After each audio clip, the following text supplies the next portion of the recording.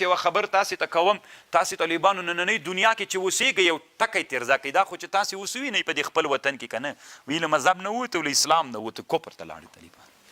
دا نه د طالبانو حق ورته معلوم سو. طالبانو روح الماني د خپل عصر یو لوی امام ده، حق ورته معلوم سو. طالبانو حق چې سړي ته معلوم سي کلک به درېږي که ورځي به. نو طالبانو ورونو دې ته هم فکر وي په دې سړی له ایمانه نه وځي لکه تاسې بخیلانو کې چې فکر ده. الله دې تاسې ته اصول فقه در زده کړي، الله عز وجل دې وکړي چې راتلونکي زمانه کې څو موضوعات یې ډېرې ضرور زده کړه.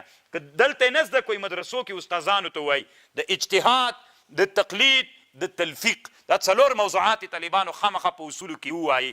استاد ته وایي چې موږ ته په مسلم ثبوت کې د تلفیق او د اجتهاد او د تقلید بحث راته وایي چې هغه څه وایي.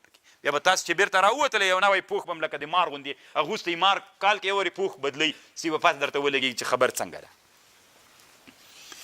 فانقلبوا بنعمت من الله، فانقلبوا وګرځېدل په نعمت د الله، بنعمت من الله وفضل لم يمسسهم سوء ونه رسېدل دوی ته ضرر، واتبعوا رضوان الله والله ذو الفضل العظيم. فانقلبوا بنعمة من الله وفضل، فضل داو چې دوی ربح او تجارت وکړي مدرسې صغرا کې. انما ذلكم الشيطان، انما ذلكم الشيطان، آغا نعيم بن مسعود الاشجعي خي دا شيطان يخوف اولياءه ويروي تاسې له دوستانو خپلو نه. دلته طالبانو یخوفکم اولیاءه، یخوفکم ویروي تاسې اولیاءه له دوستانو خپلو نه. تاسې ته وایي که نه چې هغوی دومره غټ لښکر را روان ده. فلا تخافوهم مترې ویرېږئ وخافوني ان کنتم مؤمنین، که تاسې مؤمنان یئ. طالبانو د هغه څه د روح الماني مولا دی کله کله یو بل عادت لري په روح الماني کې چې یو څه ایتونه راسي بیا یو عنوان کړي تفسیر بالاشاري، علما د علم تزکیه د نفس تفسیر کوي. ما تاسو ته طالبان یو خبر کړی وه ګورئ تفسیر بالرایه کې یو د باطینیه و رایه د باطینیه داسې وایي چې د قرآن دپاره ظاهري معنا نه د مراد، باطیني معنا مراد دغه واجب ده، هغه ناروا ده. اما د قرآن باطیني معنا هم سته، اصل معنا یې ظاهري ده خو څوک هم سته. دا طالبانو یو بل اصل ده. روح الماني خدا ومنله مخکې مونږ پرې بحث وکړو، اوس دلته یوه خبر کوي طالبانو چې دا شهیدان چې دي دا ژوندي دي، دا ژوند نه کم ژوند مراد ده. دوی وی طالبانو چې دا شهیدان ژوندي دي، دا روح په بل بدن کې ننوځي. الله یو بل تازه بدن دا ذاتي جوړ سوی، یو بل تازه بدن ورته اچوي، دغه تازه بدن کې دوی ژوند کوي. نو رزق هم خوري. بل احیاء عند ربهم یرزقون.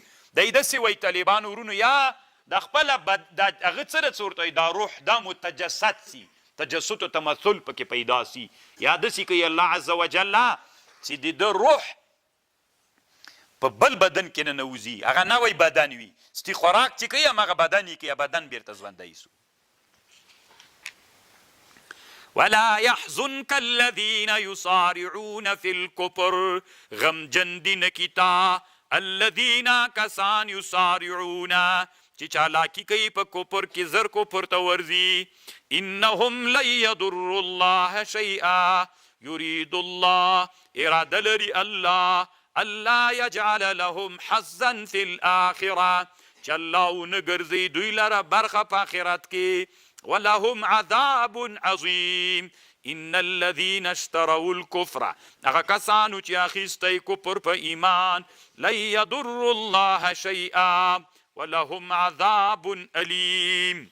ولا يحسبن الذين كفروا، ګمان دې نه کیا کسان چې کافر دي چې انما نملي لهم، هغه چې مونږ دوی ته مهلت ورکوو دا خیر د دې دوی دي نه، داسې ګمان دې نه کوي چې مونږ دوی ګناهونه کوي، الله وایي زه څه نه ورته وایم مهلت ورکوم، نو دوی دې فکر نه کوي چې دا مهلت دوی دپاره خیر ده. انما نملي مونږ مهلت ورکو دوی ته لیزدادو اثما، چې زیات کو دوی له حیثیت د ګناه، ولهم عذاب مهین. ما كان الله ليذر المؤمنین، نه د الله چې پریږدي خالص مؤمنان علی ما په غشي انتم علیه چې تاسې اوس ورباندې یی. دا اوس خو چې تاسې یی منافقینو یهودانو مسلمانان ټول ګډ واډ یی، هېڅ پته مو نه لګېږي چې کم مسلمانان یې کم منافقین یی، کم اصلي خلک یې کم ناصلي. الله وی مخلص مسلمانان الله داسې نه پرېږدي، خامخا یې له دغه خلطیت نه راباسي. ما كان الله ليذر المؤمنين على ما أنتم عليه حتى يميز الخبيث من الطيب چراو باسي خبيث للطيبنا. وما كان الله ليطلعكم على الغيب ند الله چې اطلاع درکي تاسې ته په غیب، ولكن الله يجتبي من رسله من يشاء لكن الله مختاروي لرسولانو نغه چاته چې خوښ فآمنوا بالله ورسوله وإن تؤمنوا وتتقوا فلكم أجر عظيم. ولا يحسبن الذين گمان دي نکیا کسان يبخلون چې بخل کوي بما په هغه شي آتاهم الله چې الله ورکړی دوی ته من فضلي چې دا دوی دپاره خیر ده. یعنی دا الله چې دوی ته کوم شی ورکړی دوی هغه باندې بخل کوي، دوی دا فکر نه کوي چې دا د دوی بخل دوی دپاره خیر ده، خیر نه ده. بل هو شر لهم دا شر ده د دوی دپاره.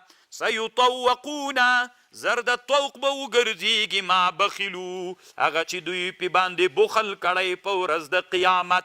والله ولله میراث السماوات والارض والله بما تعملون خبیر. دا څه مطلب طالبانو چې دا دوی بخل پې کړی، دوی چې پې بخل کړی چی ده؟ نو طالبانو یوه مسئله دلته دا ده چې علما وایي چې مراد دوی بخل پې کړی مال ده. چې کله تا ته الله مال درکړي ته پې بخل وکې او دا مال د الله یو نعمت ته تا ته درکړی ته بخل پې وکې، نو الله عز وجل بیا په تا باندې څه شی کوي؟ په تا باندې الله عز وجل داسې کوي دا د تا مال تا ته په ورځ د قیامت طوق ګرځېږي، د غاړې طوق ګرځېږي. یوه معنا. دویمه معنا یې دا د طالبانو هغه کسانو چې بخل یې کړی ده، الله دوی ته مال ورکړی ده، دوی ته الله پاک مال ورکړی ده او دا مال دوی نه هغه کوي څه ورته وایي، بخل پې وکړي نه یې صدقه کوي، نو الله به په ورځ د قیامت داسې ورته وایي چې د مال غوندې اوس تاسې مال را پیدا کړه، ما درکړی تاسې اوس دلته را پیدا کوي. دویمه معنا. دریمه معنا طالبانو روح المانی داسې کړې ده هغه انسانان چې الله عز وجل دوی ته علم ورکړی ده، دا یو فضل د الله ده، دوی بخل پې باندې کوي، دا علم نه نشر کوي. سیطوقون د دې انسانانو په غاړه کې به الله طوق ور واچوي. نو کتمان د علم هم طالبانو هم یوه ګناه ده.